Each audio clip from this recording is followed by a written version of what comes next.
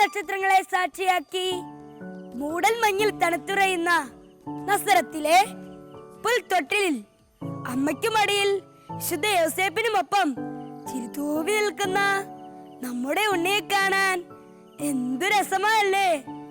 ഒരു വട്ടമെങ്കിലും നമ്മുടെ ഉണ്ണി എങ്ങനെയായിരുന്നുവെന്ന് ഒന്നു കാണാൻ കഴിഞ്ഞിരുന്നുവെങ്കിൽ എന്തു രസമായേനല്ലേ. കാഴ്ചയുണ്ടായിരുന്നുവെങ്കിൽ ഒരുപക്ഷെ ഞങ്ങൾക്കും കാണാമായിരുന്നു.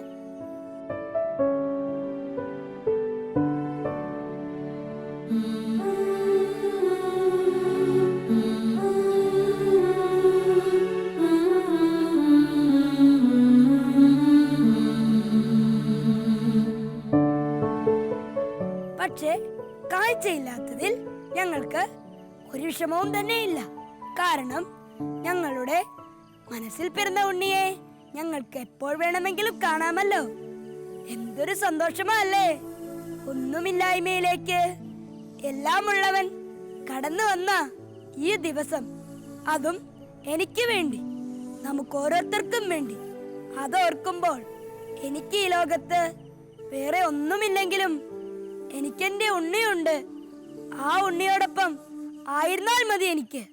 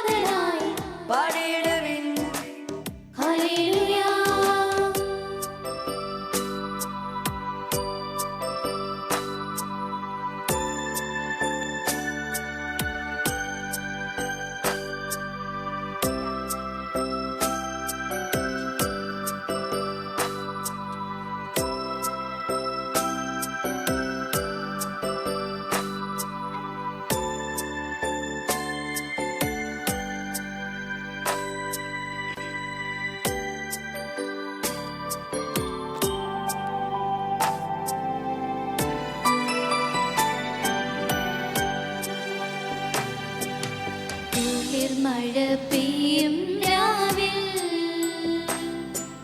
സ്നേഹദാനമായി നീ രക്ഷകൻ രക്ഷകൻ വാതിൽ തുറന്നു, കാലിത്തൊഴുത്തിൽ പിറന്നു. കുളിർമഴ പെയ്യും രാവിൽ സ്നേഹദാനമായി നീ രക്ഷകൻ വാതിൽ തുറന്നു, കാലിത്തൊഴുത്തിൽ പിറന്നു. കൂടെയിരിക്കാൻ കാവലായി തീരാൻ താഴിളം പൈതലാ എന്നീശോ ജാതനാ.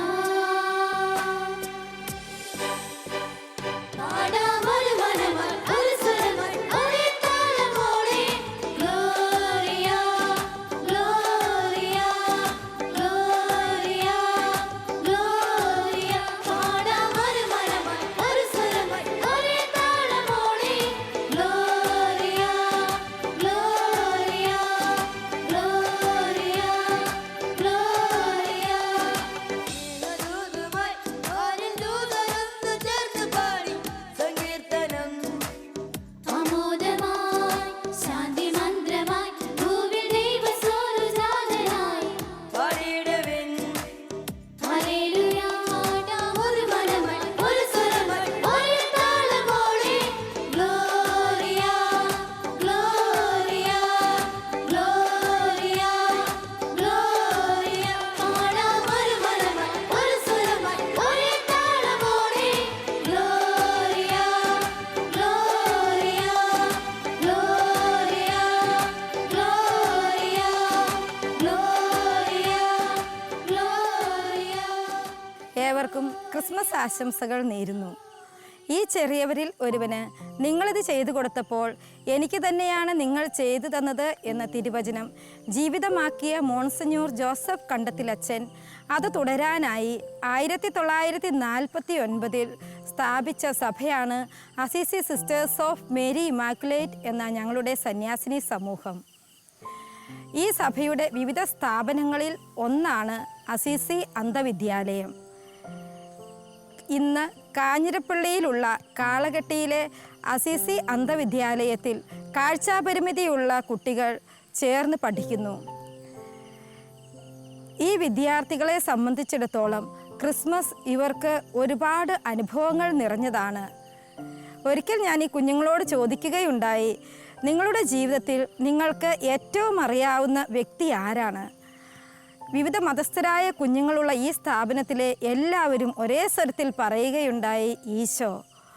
അതെ, തങ്ങൾ അനുഭവിച്ചറിഞ്ഞ് സ്നേഹിക്കുന്ന ആ ഈശോയുടെ ജന്മദിനത്തിനായി ഒരുങ്ങുന്ന ഈ വേളയിൽ ഡിസംബർ മാസം തുടങ്ങുമ്പോഴേ ഈ സ്കൂളും പരിസരവും കുട്ടികളും എല്ലാം ഒരു ആഘോഷ പ്രതീതിയിലാണ്. വൈകുന്നേരം 6:30 കൂടിയാണ് കുഞ്ഞുങ്ങളുടെ പ്രാർത്ഥന ആരംഭിക്കുന്നത്. ആ സമയത്ത് ഡിസംബർ 1 മുതൽ ഈ മാസം മുഴുവനും ഒരു ക്രിസ്മസ് കരോൾ ഗാനത്തോടെ ഒരു ക്രിസ്മസ് അനുഭവത്തോടു കൂടിയാണ് പ്രാർത്ഥന തുടങ്ങുന്നത്. തുടർന്ന് വരുന്ന സ്തുതിപ്പുകളും പ്രാർത്ഥനയുമെല്ലാം പുൽക്കൂട്ടിൽ പിറന്ന ഉണ്ണീശോയെ എന്ന് വിളിച്ചുകൊണ്ടാണ്. ഒപ്പം ഉണ്ണീശോയ്ക്ക് നൽകാൻ അവരുടെ ഹൃദയങ്ങളിൽ കൊച്ചു കൊച്ചു സുഹൃതങ്ങൾ കൊണ്ടും പ്രാർത്ഥനകൾ കൊണ്ടും കോർത്തൊരുക്കിയ ക്രിസ്മസ് സമ്മാനങ്ങളും ഉണ്ടാകും. ഈ മക്കളോടൊത്തായിരിക്കുക എന്നത് ഞങ്ങളുടെ വലിയൊരു ഭാഗ്യമാണ്, അനുഗ്രഹമാണ്. നിങ്ങളെല്ലാവരും വളരെയധികം സന്തോഷത്തിലാണല്ലോ. എന്താ ഇത്ര സന്തോഷത്തിന് കാരണം? നിങ്ങളിന്ന് ക്രിസ്മസ് ആഘോഷിക്കുകയാണല്ലേ? ക്രിസ്മസ് ആഘോഷിക്കുമ്പോൾ നിങ്ങൾ ഇത്രയും സന്തോഷിക്കാൻ കാരണം എന്തായിരിക്കും? കേക്ക് മുറിക്കും, സ്റ്റാർ കെട്ടിക്കും, ധാരാളഗാനം ആലപിക്കും, പടക്കം പൊട്ടിക്കും, സമ്മാനങ്ങൾ കിട്ടും, പള്ളിയിൽ പോകും. ഇതൊക്കെയാണ് പുത്തൻ ഉടുപ്പ് കിട്ടും. പുത്തൻ ഉടുപ്പിട്ട് നിങ്ങൾ പള്ളിയിൽ പോകും അല്ലേ? ഇതൊക്കെയാണ് നമുക്ക് സന്തോഷത്തിനുള്ള കാരണങ്ങൾ. പിതാവായ ദൈവം നമുക്ക് ഒരു സമ്മാനം നൽകിയിട്ടുണ്ട്. ഈശോയുടെ ജനനം. യോഹന്നാന്റെ സുവിശേഷം 3-ാം അധ്യായം 16-ാം അധ്യായത്തിൽ നാം ഇപ്രകാരം വായിക്കുന്നു, എന്തെന്നാൽ തന്നിൽ വിശ്വസിക്കുന്ന ഒരുവരും നശിച്ചു പോകാതെ നിത്യജീവൻ പ്രാപിക്കാൻ വേണ്ടി തന്റെ ഏകജാതനെ നൽകാൻ തക്കവിധം ദൈവം അത്രമാത്രം ലോകത്തെ സ്നേഹിച്ചു. പിതാവായ ദൈവത്തിന്റെ സ്നേഹ സമ്മാനമാണ് ഈശോ. പിതാവായ ദൈവത്തിന്റെ ഏറ്റവും വലിയ സ്നേഹ സമ്മാനമാണ് ഈശോയുടെ ജന്മം. നിങ്ങൾ പറഞ്ഞു നിങ്ങൾ ക്രിസ്മസ് ആഘോഷിക്കാൻ വേണ്ടി ഒരുങ്ങുവാണ്. എന്താണ് ക്രിസ്മസ് ആരെങ്കിലും ഒന്ന് പറയാമോ? യേശുവിന്റെ ജനനമാണ് ക്രിസ്മസ് അല്ലെ. ഈ ക്രിസ്മസ് ആഘോഷവുമായി ബന്ധപ്പെട്ട് പണ്ഡിതന്മാർ ഒരു കഥ പറയാറുണ്ട്. നിങ്ങൾക്ക് കഥ കേൾക്കാൻ ഇഷ്ടമാണോ? കഥ പറയട്ടെ. ഒരു ചെറുപ്പക്കാരൻ പ്രാർത്ഥനാ നിരതനായി യേശുവെ ധ്യാനിച്ചുകൊണ്ട് തപസ് അനുഷ്ഠിച്ചിരിക്കുകയായിരുന്നു. ഇദ്ദേഹത്തിന് സംപ്രീതനായ ദൈവം തന്റെ മാലാഖയെ അയച്ച ഒരു വരം കൊടുത്തു. ആ വരം എന്താണെന്ന് അറിയാമോ? ആ വരം ഇതായിരുന്നു: അദ്ദേഹം ആഗ്രഹിക്കുന്ന ഒരു ജീവിയെ സൃഷ്ടിക്കാൻ സാധിക്കുമെന്നുള്ളതായിരുന്നു. അതായത് സന്തോഷവാനായി തന്റെ വീട്ടിലേക്ക് യാത്ര ചെയ്യുകയാണ്. ആ പോകുന്ന വഴി അദ്ദേഹം കണ്ടു ഒരു കൂട്ടം ഉറുമ്പുകള് നിരനിരയായിട്ട് നീങ്ങുന്നു. ആ ഉറുമ്പുകളുടെ ഊർജ്ജസ്വലതയും അധ്വാനവും കഠിനാധ്വാനവും എല്ലാം കണ്ട് അദ്ദേഹം അവരുടെ ഒത്തിരി ആകർഷണനായി. വീട്ടിൽ ചെന്ന ശേഷം അദ്ദേഹം എന്ത് ചെയ്തെന്നറിയാവോ? ഒരു 100 ഉറുമ്പുകളെ സൃഷ്ടിച്ചു. എന്നിട്ട് ഇദ്ദേഹം ഈ ഉറുമ്പുമായി തന്റെ ജീവിതം ഇങ്ങനെ സന്തോഷത്തിൽ കഴിഞ്ഞു പോകരുത്. ഒരു ദിവസം ഇദ്ദേഹത്തിന് ഒരാവശ്യത്തിൽ പുറത്തേക്ക് പോകേണ്ടി വന്നു. പോയിട്ട് തിരിച്ചു വരുമ്പോൾ അദ്ദേഹം തന്റെ ഉറുമ്പിനെ ഒന്നും അവിടെ കാണുന്നില്ല. അദ്ദേഹം എല്ലായിടത്തും അന്വേഷിച്ച് നോക്കി, കാണുന്നില്ല. അങ്ങനെ നോക്കുമ്പോഴാണ് തന്റെ ഉറുമ്പുകളെല്ലാം കൂടെ ഒരു വലിയ അഗ്നികുണ്ഡത്തിലേക്ക് യാത്രയാകുന്നത്. ഇത് കണ്ട് അദ്ദേഹം അവരാപത്തിലേക്കാണ് പോകുന്നതെന്ന് മനസ്സിലാക്കിക്കൊണ്ട് ഉറുമ്പുകളെ വിളിച്ചു, കൈകൊട്ടി വിളിച്ചു, ഉറക്കെ വിളിച്ചു പറഞ്ഞു. പക്ഷെ ഇവർക്ക് ഈ ചെറുപ്പക്കാരന്റെ ഭാഷ മനസ്സിലായില്ല. ഇദ്ദേഹത്തിന് മനസ്സിലായി മനുഷ്യന്റെ ഭാഷ ഉറുമ്പിന് മനസ്സിലാകില്ല. അതുകൊണ്ട് അദ്ദേഹം എന്ത് ചെയ്തു? അദ്ദേഹം ഒരു ഉറുമ്പിന്റെ രൂപം സ്വീകരിച്ചുകൊണ്ട് ഉറുമ്പിന്റെ അടുത്ത് ചെന്ന് ഉറുമ്പിനോട് പറഞ്ഞ് ഉറുമ്പിന്റെ ഭാഷ സംസാരിച്ച ഉറുമ്പിനെ ആപത്തിൽ നിന്നും തിരിച്ചു കൊണ്ടുവന്നു. ഈ കഥയുടെ സന്ദേശം തന്നെയാണ് ക്രിസ്മസ് നമുക്ക് പങ്കു നൽകുന്നത്. മനുഷ്യകുലം പാപം ചെയ്ത് ദൈവസ്നേഹത്തിൽ നിന്നും അകന്നു പോയപ്പോൾ നമ്മെ ഓരോരുത്തരെയും രക്ഷിക്കാൻ വേണ്ടി ദൈവം തന്റെ തിരുക്കുമാരനെ മനുഷ്യനായി ഭൂമിയിലേക്ക് അവതാരം ചെയ്യാൻ അനുവദിച്ചു. അങ്ങനെ മനുഷ്യനായി അവതരിച്ച ഈശോയുടെ ജന്മദിനമാണ് നമ്മൾ ക്രിസ്മസ് ആയിട്ട് ആഘോഷിക്കുന്നത്. എന്നാണ് ക്രിസ്മസ് എന്ന് പറയാമോ?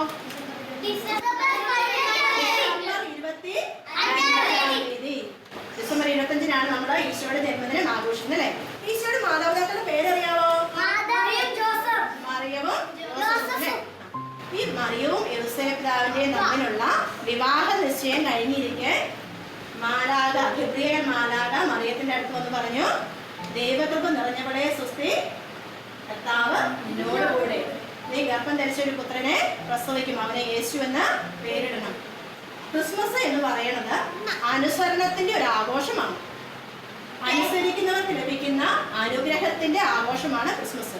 മാതാവും യോസേഫ് പിതാവും ദൈവപിതാവിന്റെ വാക്ക് കേട്ട് അനുസരിച്ച് കഴിഞ്ഞപ്പോൾ ദൈവപുത്രനായ ഈശോ മാതാവിന്റെ മറിയത്തിൽ ജന്മം സ്വീകരിച്ച് മണ്ണിൽ അവതരിച്ചു. അങ്ങനെ നമ്മുടെ ഓരോരുത്തരുടെയും കൂടെ ആയിരിക്കുവാനായി ഈശോ മനുഷ്യനായി അവതരിച്ചു. അതാണ് ക്രിസ്മസ്, അനുസരണത്തിന്റെ ആഘോഷം. ഈശോയുടെ ജനനം ഏറ്റവും ആദ്യം അറിയിക്കപ്പെട്ടത് ആർക്കാണെന്നറിയാമോ? ആട്ടിടയന്മാർക്ക്. നിങ്ങൾ എടുക്കട്ടോ, ആട്ടിടയന്മാർക്ക് ഈശോയുടെ ജനനം ആദ്യം കിട്ടി. വിശുദ്ധ ലൂക്കായുടെ സുവിശേഷം 2-ാം അധ്യായം 10-11 വാക്യത്തിൽ നാം ഇപ്രകാരം വായിക്കുന്നുണ്ട്. ദൂതൻ അവരോട് പറഞ്ഞു, ഭയപ്പെടേണ്ട, എന്തെന്നാൽ വലിയ സന്തോഷത്തിന്റെ സദ്വാർത്ത ഞാൻ നിങ്ങളെ അറിയിക്കുന്നു. ദാവീദിന്റെ പട്ടണത്തിൽ നിങ്ങൾക്കായി ഒരു രക്ഷകൻ, എന്റെ കർത്താവായ യേശുക്രിസ്തു ഇന്ന് ജനിച്ചിരിക്കുന്നു. ഇപ്പൊ നമ്മളെ സംബന്ധിച്ചിടത്തോളം വലിയ സന്തോഷം, സമാധാനം ഒക്കെ പ്രദാനം ചെയ്ത ഒരു ആഘോഷമാണ് ക്രിസ്മസ്. കാരണം ഈശോ നമ്മോട് കൂടെയുണ്ട്. ഏത് പ്രതിസന്ധികളെയും തരണം ചെയ്ത് കൊണ്ടുപോകാൻ എപ്പോഴും ഏത് കാലത്തും നമ്മോട് കൂടി ആരുണ്ട്? ഈശോ ഉണ്ട്. നമുക്കൊക്കെ ഒരു സന്തോഷത്തിന്റെ സദ്വാർത്തയാണ് ഈശോയുടെ ജനനം. ഈ ക്രിസ്മസിന് ഒരുക്കുമ്പോൾ നിങ്ങൾ പറഞ്ഞു നിങ്ങൾക്ക് ഒത്തിരി സന്തോഷമാണ്, സമ്മാനം കിട്ടും, പുൽക്കൂട് ഒരുക്കും എന്നെല്ലാം നമ്മൾ പറഞ്ഞു അല്ലേ. ഈ പുൽക്കൂട് നിർമ്മാണം എന്നാണ് പ്രചാരത്തിൽ വന്നതെന്ന് അറിയാമോ? അറിയില്ല. നമ്മുടെ സ്കൂള് ഏത് വിശുദ്ധന്റെ നാമത്തിലുള്ളതാണെന്ന് നിങ്ങൾക്ക് അറിയാമോ? വിശുദ്ധ ഫ്രാൻസിസ് അസീസിയുടെ നാമത്തിലാണ് നമ്മുടെ സ്കൂൾ അല്ലേ. 2-ാം ക്രിസ്ത്യൻ അറിയപ്പെടുന്ന വിശുദ്ധ ഫ്രാൻസിസ് അസീസിയാണ് 1223 ലേച്ചിയോയില് ഈ ക്രിസ്മസുമായി ബന്ധപ്പെട്ട പുൽക്കൂട് നിർമ്മാണം ആരംഭിച്ചത്. അന്ന് ഫ്രാൻസിസ് അസീസി ജീവനുള്ള കാളയെയും കഴുതയെയുമാണ് പുൽക്കൂടിൽ വെച്ചിരുന്നത്. ഇന്ന് അതിന്റെയൊക്കെ പ്രതീകമായി നമ്മൾ എന്ത് ചെയ്യുന്നു?